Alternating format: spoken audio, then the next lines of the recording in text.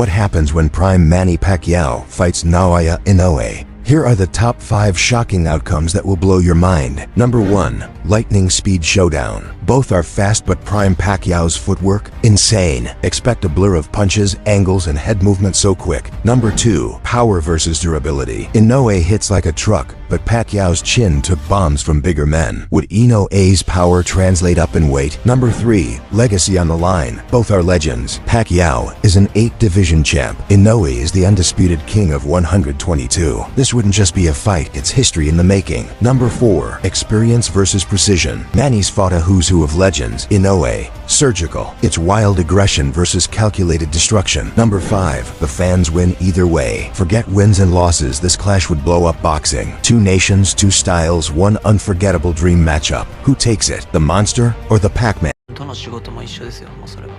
そこの自分がやってるものに情熱が欠けてきたら絶対成果落ちてくる。 Hello guys, welcome back to our channel Winsworld TV. So current undisputed and 4 World Division Champion Naoya Inoue aka the Japanese Monster versus former 8 World Division Champion Manny Pacquiao aka pambansang kamao ng Pilipinas.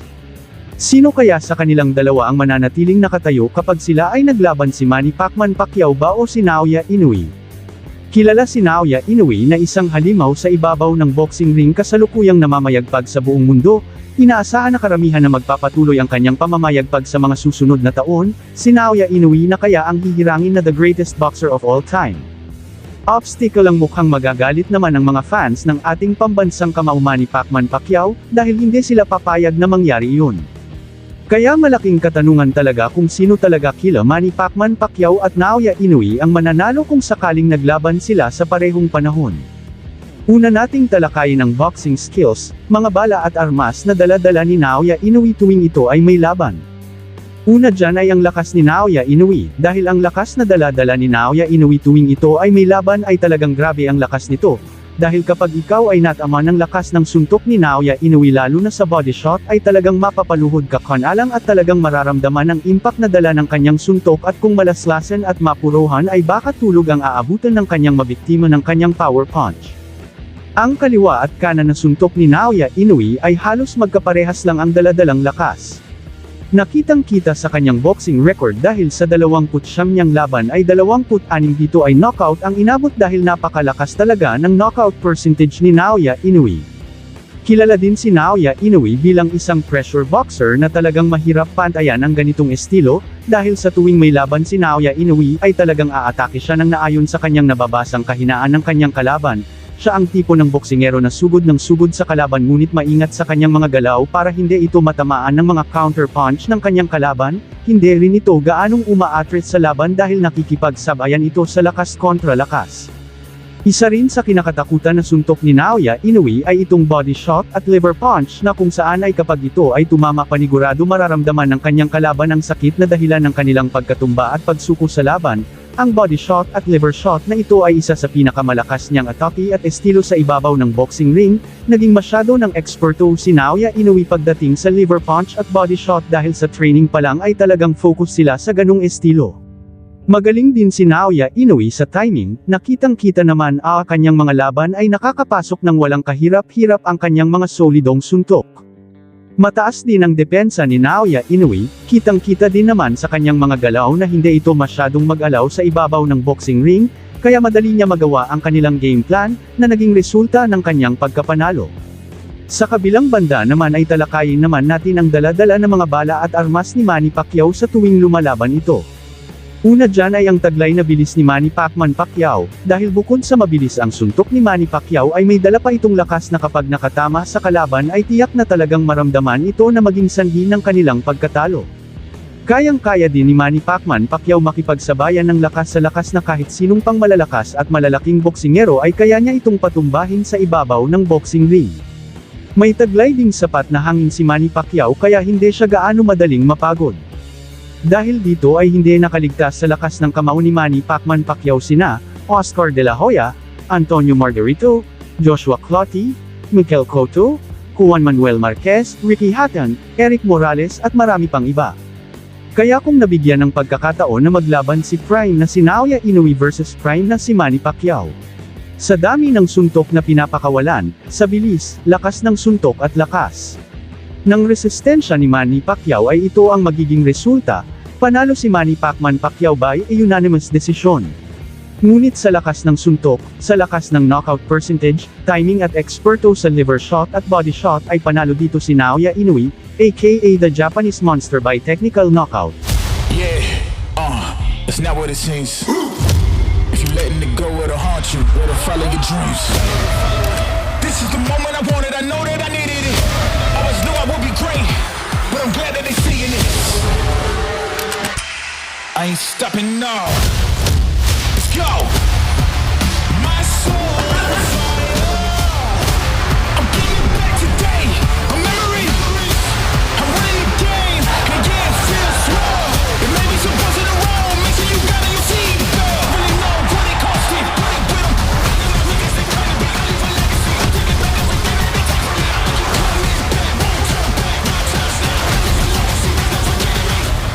They can ride along.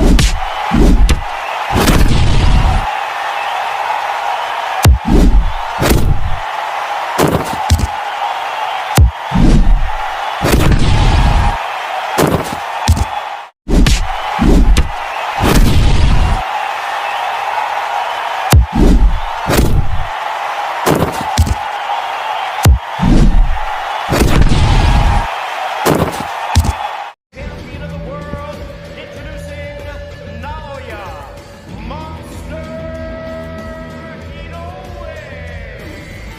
Tomoyatsu Hotei, you may recognize his guitar playing talents from Quentin Tarantino's feature film Kill Bill. And just like he's strumming those guitar chords,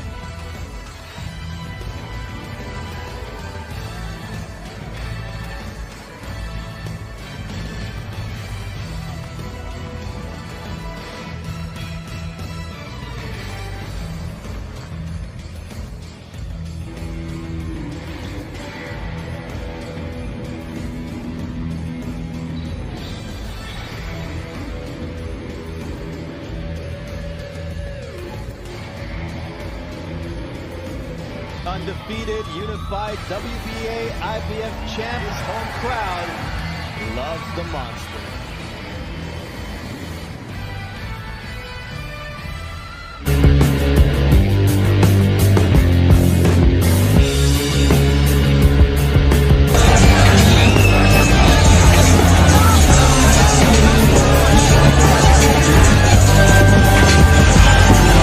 The artist is Easy Mill. John Real Casimero to Easy Money. Do you believe that? Hey guys, welcome back to our channel Winsworld TV. Ang malapit ng pagtutuos ng dalawang hari ng bantamweight division na sina Naoya Inoue aka The Monster at John Riel Casimero aka Angas ng Pinas Cuadro Alas.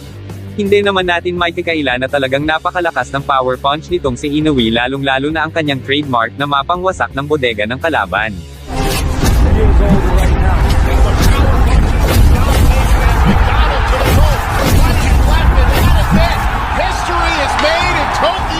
Ngunit ganun pa man ay hindi rin naman papatalo ang ating kababayan na si John Riel Casimero pagdating sa lakas, bilis, tibay ng panga at katawan pagdating sa pakikipaglaban.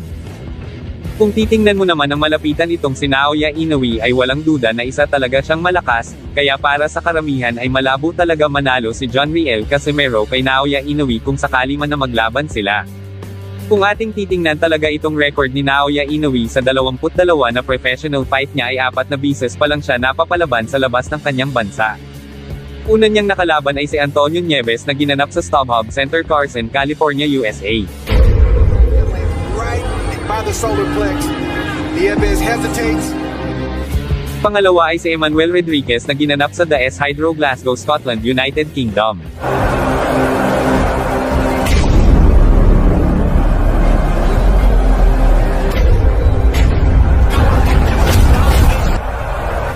Pangatlo ay si Jason Maloney na ginanap sa Hard Rock Hotel and Casino Tulsa, Oklahoma, USA.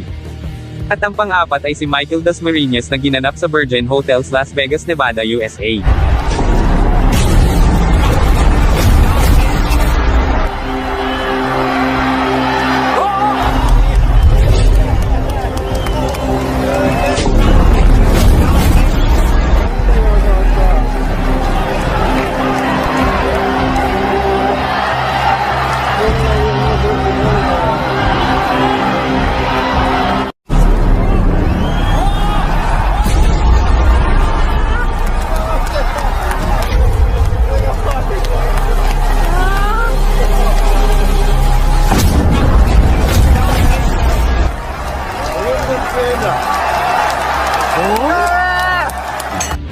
Sa lahat ng mga laban nitong si Naoya Inoue ay talagang nagpahirap sa kanya ay ang ating kababayan na si Nonito Donaire. Kung napansin niyo sa mga previous fight itong si Naoya Inoue ay 2 to 3 rounds lang tumatagal ang kanyang mga laban. Samantala dito kay Nonito Donaire ay talagang nahirapan siya ng husto at saksi ang buong mundo na nakapanood ng laban niya kontra Nonito Donaire, kung paano napinsalaan ng sobra itong si Naoya Inoue. Nagkaroon nga dito ng fracture sa right eye socket itong si Naoya Inoue pagkatapos niyang saluhin ang super power punch nitong si Nonito Donaire.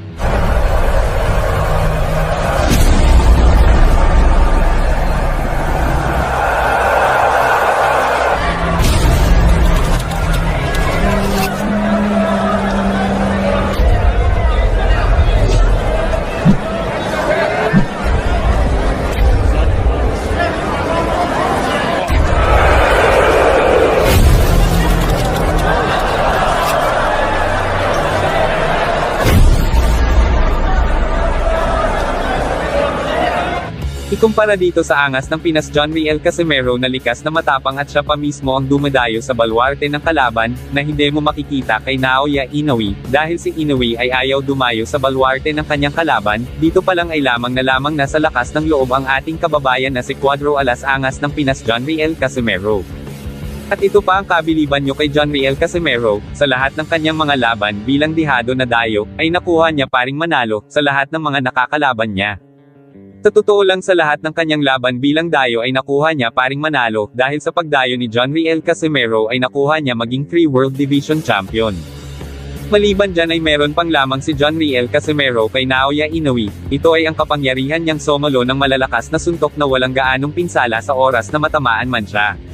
Pagamat ganun pa man, ay malaki talaga ang chance manalo ni John Riel Casimero kontra kay Naoya Inoue, dahil kayang-kaya tanggapin ni John Riel Casimero ang power punch ni Naoya Inoue, pero ang tanong, kayang-kaya kaya ni Naoya Inoue saluhin ang super power punch ni John Riel Casimero? Ayon sa ating mga napanood na laban ni Naoya Inoue, karamihan doon ay pinatumba niya sa pamamagitan ng body shot niyang nakamamatay. Kaya kailangan gawin ni John Riel Casimero na patigasin at gawing solido tulad ng bakal ang kanyang bodega ay tiyak malaking pag-asa na matatapos niya at matatalo niya itong tinagurian the monster ng Japan na si Naoya Inoue. Sa tingin nyo guys kaya patumbahin ng angas ng Pinas John Riel Casimero itong halimaw ng Japan na si Naoya Inoue? Just comment down below.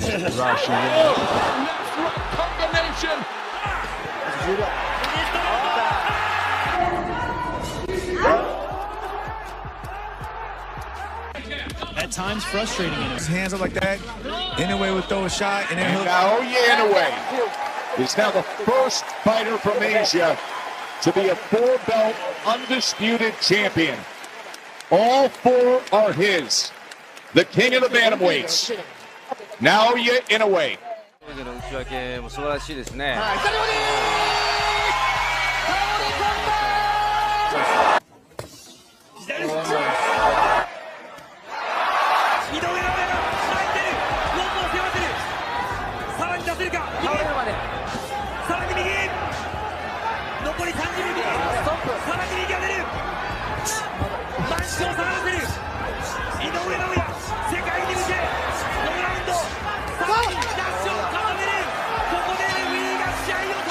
そうですね、ちょっとまあ世界一は川島さんもこれチャンピオンです。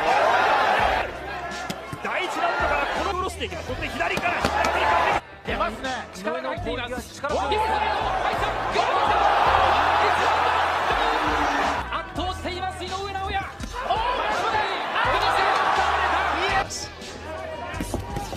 ものすごい力強い。また右入った。これはどうか。リングポーズを取ります。さあ井上尚弥。ワンツー左。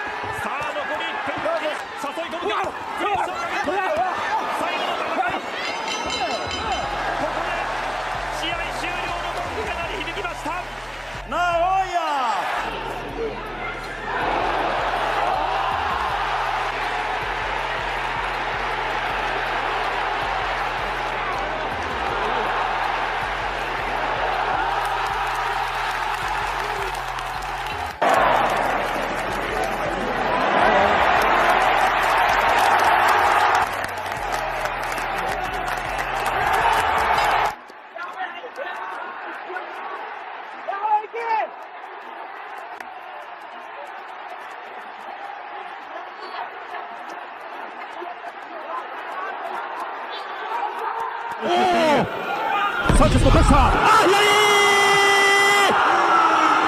カシメロの左が火を吹いた。2度目に匹敵するものを見せなくてはいけない両者、ジョン・リエル・カシメロ VS サウル・チャンス・サンチェス。10回戦が始まりました。まずは第1ラウンド、カシメロのコンディションも心配されるんですけれども、いきなりいった、ぐらついた、しかし右を入れた、手をついたかどうだ、ダウンです。チェスもいいカウンターあったんですけどね、勝った後に。いや、さすがカシメロ、攻撃力ありますね。いきなりだ、まだ30秒経っていません。まずはダウンを奪ったのはジョン・リエル・カシメロ。なんとかちょっと手を思わずついてしまったというようなことになりましたサンチェス。ただカシメロはかなりかかっています。サンチェスの方はランキング、世界ランキング入りはしているんですけれども、こちらはバンタム級でのランキング入りということで、階級で言いますと岩瀬さん、重いんですよね。この辺りはまたこちらのコンディションもどうかというのが気になります。いや、しかしカシメロの方はキレありますね。やはり序盤強いですね、カシメロ。いきなりダウンが奪われました。ただそこからサンチェスの方もいいパンチを返しました。ちょっとこれは目が離せません。なっちゃう。ここで左のフック、これサンチェスこれ得意なんですよ。もうためを作らずに左フックうまく打ち込めるんですよね。今度はボディに打ち込んでいくカシメロ、少しフェイントを入れましたサンチェス。そこに対して2回目、サンチェスのプレッシャー、カシメロの左が火を吹いた。2度目のダウン、サンチェス立ち上がれるか、うなずいた、立ち上がりました。残りは1分。さあカシメロが来るか、仕留めに来る、サンチェスしのげるか、攻勢一方か、いや返す、いいですね、返している、そこに打ち込んでいくサンチェス、いやカシメロが集めていく、左が入った、ちょっとサンチェス力ないですね。ただタイミング合ってますよ、左フック。右から残りは40秒、少し落ち着くか、いやまだ効いている、今のクリンチャーサンチェスうまかったですね。2度目のダウンは思いっきり効かされました。残りは30秒、左を返した、合わせにいってますね。カシメロがまた来た。このラウンドどうでしょう、しのげるか、止めた。Sa kabilang banda, Manny Pacquiao at Naoya Inoue nagpaplastikan. Alam naman ng karamihan na isa talaga sa pinakahinahangaan na boksingero noon hanggang sa ngayon itong si Manny Pacquiao, dahil siya lang ang nakatala at nakaabot ng 8 division champion. Ngunit hindi naman maiiwasan na ikumpara ito sa current undefeated and 4 world division champion Naoya Inoue aka the Japanese Monsters. Dahil parihas silang matibay at parihas asyano na naging number 1 pound-for-pound fighter at parihas kilala sa buong mundo. Parihas din silang may taglay na kakaibang tibay, lakas, diskarte at kakaibang estilo sa ibabaw ng boxing ring. Ayon kay former 8 World Division Champion Manny Pacquiao, si Naoya Inoue ay isang kakaibang boksingero na may taglay na lakas, bilis, magandang estilo at matibay na pangangatawan na wala sa iba. Ayon naman kay Naoya Inoue, gustong-gusto niya talagang bumasag ng mga record. So ibig sabihin sa sinasabi niyang babasag siya ng record ay panigurado ay kasama na dyan ang pagbasag niya ng record ni Manny Pacquiao na hindi namamalayan ng karamihan. Ngunit dagdag pa ni Naoya Inoue ay hindi niya daw kakayanin ang naabot ni Manny Pacquiao. Ngunit kitang-kita naman sa mga galawan ni Naoya Inoue na talagang gustong-gusto niya higitan ang naabot ni Manny Pacquiao at mapalitan na sa pagiging number 1 pound-for-pound king si Manny Pacquiao. Ganun pa man ay gustong-gusto pa rin ni Naoya Inoue akyatin ang featherweight at super featherweight division na kapag naging kampiyon siya dito ay magiging 6 world division champion na siya. Pag nangyari yun ay tiyak aakyat muli ito ng division hanggang sa mahigitan na niya ang record ng ating pambansang kamao Manny Pacquiao, kaya sa ngayon ay plano talaga ni Naoya Inoue at buong bansang Japan na higitan ang pagiging 8 division world champion ni Manny Pacquiao, para ang bansang Japan na boksingero, ang hihirangin na bagong pound-for-pound king. Samantala muli na naman nag-ingay si former 3 World Division Champion Cuadro Alas Angas ng Pinas John Riel Casimero sa current undisputed and 4 World Division Champion Naoya Inoue. Ayon kay John Riel Casimero, kung madaming napatumba at napaluhod na Pinoy ni Naoya Inoue ay ibahin daw siya dahil hindi siya matutulad sa mga Pinoy kung sakali mang maglaban silang dalawa sa ibabaw ng boxing ring, dahil si Naoya Inoue daw ang gagapang at luluhod sa ibabaw ng boxing ring, kaya siguro panay iwas at takot na takot si Naoya Inoue kay John Riel Casimero, dahil tiyak na lilipad ang ulo nito, kapag ito ay natama ng solid na suntok ni Cuadro Alas Angas ng Pinas John Riel Casimero. Dagdag pa ni Casimero ay hindi na niya paaabutin ng round 2 itong si Naoya Inoue kapag sila ang magharap. Dahil sa mga pahayag ni John Riel Casimero tungkol dito ay mas lalong natakot itong tinaguri ang The Japanese Monster na takot sa angas ng Pinas John Riel Casimero. Dahil sa mga sinabi ni John Riel Casimero tungkol kay Naoya Inoue ay tiyak na nakarating na ito sa kanya, ngunit huwag nating asahan na papansinin ito ni Naoya Inoue, dahil alam naman natin na itong si Naoya Inoue ay abala sa kanyang training para paghandaan ang papalapit niyang laban. Thank you for watching. Salamat sa inyong panunood. This is Wins World TV. Saying peace, love and good vibes lang tayo lagi. Okay, alright.